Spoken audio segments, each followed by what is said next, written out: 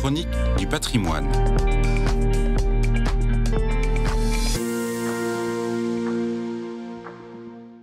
Bonjour. Le 8 juin 1998, un incendie s'est déclaré dans l'église de Saint-Égonnec dans le Finistère Nord. Le journal local de France 3 diffuse un reportage sur cet événement tragique. Entre deux plans montrant les dégâts, 3 personnes témoignent. C'est la catastrophe pour les touristes qui passent là à longueur de journée.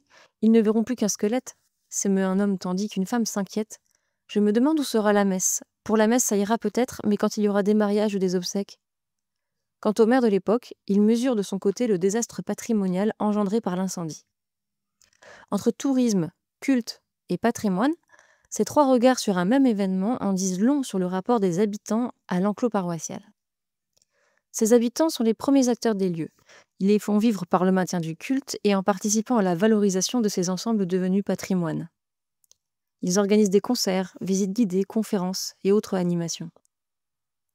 C'est le regard de l'autre qui fait prendre conscience à l'habitant de la richesse de l'intérêt artistique de son propre environnement. L'autre, c'est celui qui vient de l'extérieur, le touriste. Et dès le XIXe siècle, la Bretagne attire de nombreux voyageurs. Le voyage en Bretagne s'impose avec le romantisme. L'archaïsme d'une Bretagne aux costumes originaux et, je cite, aux mœurs étranges, séduit les voyageurs.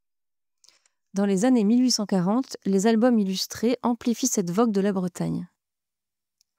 Le regard photographique s'inscrit dans le prolongement de cette vision romantique qui recherche les temps anciens et révolus. La première photographie connue d'un enclos date de 1851. Il s'agit d'une photo du calvaire de Plébin prise par Olivier Mestral. En 1857, Charles Furne et Henri Tournier proposent la Bretagne au stéréoscope après un périple effectué en carriole à cheval aménagé en chambre noire. Ces photographes suscitent la curiosité des Bretons.